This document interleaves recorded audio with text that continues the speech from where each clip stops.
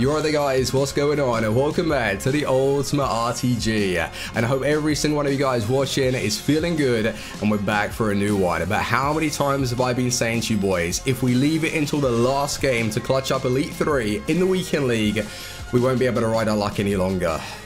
Top 100, no I wish. Gold 1. We choked. Well, no, I don't know about choking. I have got extended highlights of the last game specifically, and you guys can make up your mind. Was it a choke or was it just not meant to be? Because I tell you this, towards the end of my Weekend League run, the matchmaking was utterly ridiculous. You guys were seeing it on stream.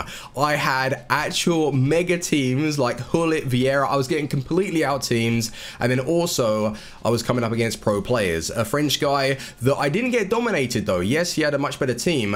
He was controlling the game like in terms of possession, but in the first half I had a really good opportunity. I worked it well, played it over to Hazard, not many people around me, inside the box, low driven, completely missed the target. And that's something that I believe EA need to release another patch to up the conversion rate when you're inside the box, because it can't continue like this. If you work a chance, you should be rewarded for it. We've got to get that patch before FIFA 20. And then he gave away a penalty as well. Like, I felt I was creating quite a lot of chances against him. He gave away a penalty, was red carded. I couldn't capitalize on that, didn't convert it, and it was still 0-0. And the one chance that I gave up in the first half, bang, he got a low driven with Team and Mbappe, which is what you would expect pros to do, take their chances. And then the second half, very late towards the end, I was pushing, trying to get a goal, and he caught me on the counter attack and made it 2-0. But I was very happy with the way I played. I was in the game against a pro player when the connection was pretty nice. But then with the other games, I was coming up against really strong teams, getting outmatched. It wasn't a good Weekend League run. And then the one game it came down to secure Elite 3, dear oh dear, man. You guys can be the judge of this. I don't know how many more chances I've got to take. 24 in total, and then 14 on target, and I only scored the one goal. It was just not my weekend. But funnily enough, the team of the week is going to be pretty bad, so maybe it was a good idea that we've got the extra 100k pack. And how many times have we been finishing in Elite 3 over the past couple of months, and our pack luck just hasn't been with us? And it seems to be most of the time that if you are finishing in those lower ranks, not every single time, but it's looking a little bit more consistent than those that have been top 100, Elite 1, you know, guys that have been getting that finish. Yeah, these gold 3, gold 2, gold 1, they're getting really nice rewards. So I'm calling it. I think the one time that we've dropped down to gold 1 and receiving those 2 100k packs, I'm expecting someone big, or like a 100,000 coin player, which is more than I'm getting from these like Elite 3 packs anyway. So yeah, anyway, a base icon SBC, you would have seen that. Mateus, I decided to do another one just so I have 2 ready to put towards a prime icon moments, and in total on these SBCs we've spent 220,000 coins. So the 20k came from the first icon SBC when I needed to buy an inform, and then the 200,000 added with all of those untradables that I put towards it. We've got another icon, which is Mateus, and I don't know how I feel about that. So Shearer is completely unplayable. Mateus as a centre back, I wouldn't want to use him there, but as a CDM, this is something that I'm going to be practicing, like using him during the week, because if he can play alongside a Patrick Vieira, that's someone that I want to go and purchase, the baby version of him. If I sell Griezmann, I will be able to afford him, but then who is Vieira going to be playing alongside? And that's what I want to upgrade. I think I'm weak in the midfield, like Kante and Guendouzi, they're good, but I need that unit, like Patrick Vieira, Guendouzi, or Patrick Vieira, Kante, Vieira, Mateus. What are we going to be going for? Because we did have a defensive downgrade, and it was something that it was a little bit of a risk. I went for when Jesus to test him out. He's good, but he's not great. Left back position, Alexandro, a little bit too clunky. In the right back spot, we had Lala that wasn't really doing too much, but he could well get an upgrade. And have you seen Royce? 91 Player of the Month Royce shot up to 94. He has better stats than a lot of these prime icon moments. Have you seen the vision, the playmaking, the shooting, like everything about that card? 85 stamina. If you did that Royce for 800,000, that just seems like an actual bargain right now. So probably EA knew that they were going to upgrade him quite a bit, so that's why they had him at 800,000. So yeah, I kind of regret that decision, but we still have the option to bring in Havertz and a few of those other cards. But it is definitely something that I want to consider. Vieira, want to bring him in and then just maybe upgrade to that David Luiz card. I tried him out on the main account the other day, released a video. He was banging long shots when I had him as a CDM, but as a centre back, I think he's capable of playing that position. So if we want to upgrade for cheap, like 300,000 coins, I know it's locking in coins on a David Luiz, but if I don't get him, I'm probably going to regret this decision down the line, because eventually when I want to go over and purchase the Kante Team of the Year, I've got that strong link to David Luiz, and he's also Brazilian as well, so it's easier to get other players in. David Luiz, 300,000 coins. If I go on the market and try and find someone with those kind of stats, I'm going to be paying over $1 million. So should we pull the trigger and get ourselves David Luiz on the RTG? So the upgrades I'm thinking of straight away, Vieira, David Luiz, those two, bring them in, and then sell Griezmann, that was playing okay, but I'll show you his stats in a second, and then rework the attack a little bit and go from there. We need to make some changes because I had a really good start. I was like 15, I think I was 15-1, 16-1, something like that, and then the matchmaking just got stupidly hard. The connection was awful as per usual, and it's just far too difficult for me to like create any chances, man, especially when I've got like the defense that I was using.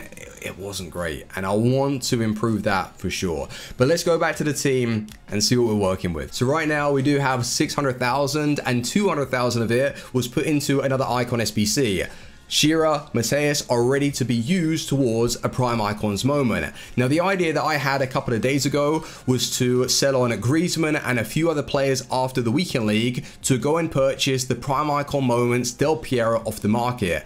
But he does not get released at a reasonable price. He's 4 million coins, and I don't know what EA have done with this promo. The Icon Moment cards are super rare, stupidly expensive, and it has ruined the overall promo because you just can't unlock the cards. So I'm forced to wait until one of these Moments SBCs to come up with the decision. Do we unlock a Del Piero or do we get a Ronaldinho? And that's why I want you guys to cast your votes in the comment section. Let me know who you would rather see on the series. Now, Ronaldinho is going to be stupidly overpowered. Del Piero is a legend to be brought back to the series. But that's, again, one of the reasons why I'm not even thinking about getting coins together, because I can't afford it. I can't purchase them off the market. So then let's think about a David Luiz instead. This guy is going to cost us 300,000 with stats like this. It's going to be very difficult to find someone on the market for that price that can provide so much. He is playable as a CDM because I've used him there, and as a centre back, I think he's going to do a pretty nice job. But he's going to be a lot better than Juan Jesus, let's say. The interceptions, the jumping, the aggression, strength, and 75 stamina with medium work rates, it's very much playable. But instead of rushing in and doing that SBC, why not farm through the 81 to the 86 upgrade pack?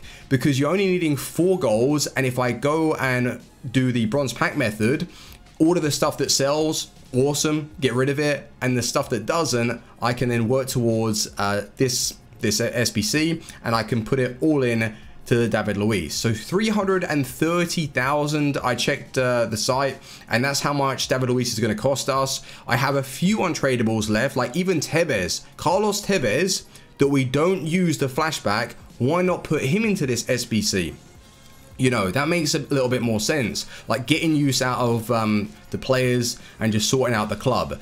Because if we do get David Luiz, I've kind of convinced myself that I want him, because this is the team that I'd work towards.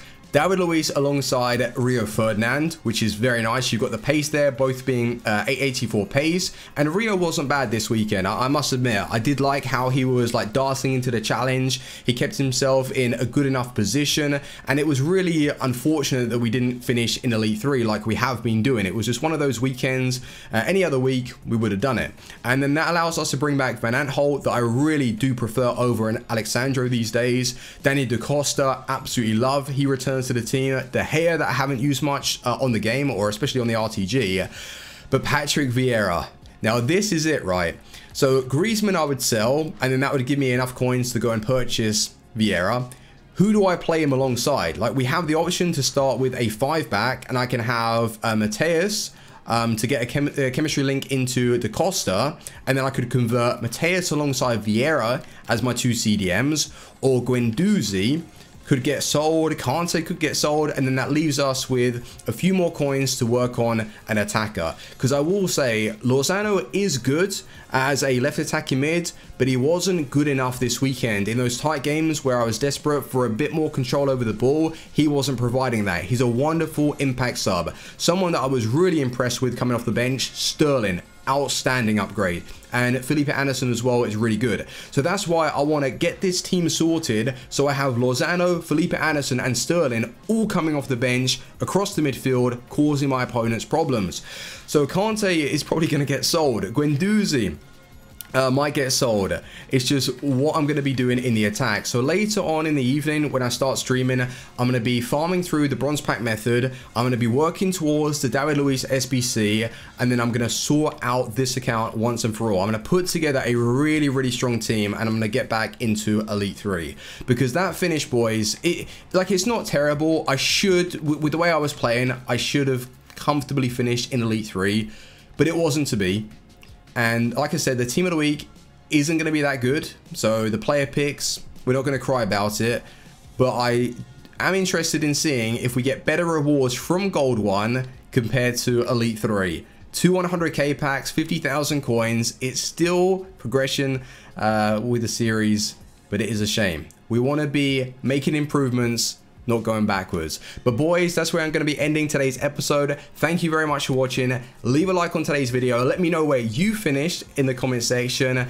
And with the team, we're going to be making some big upgrades very soon. Thank you for watching. Team out. Peace.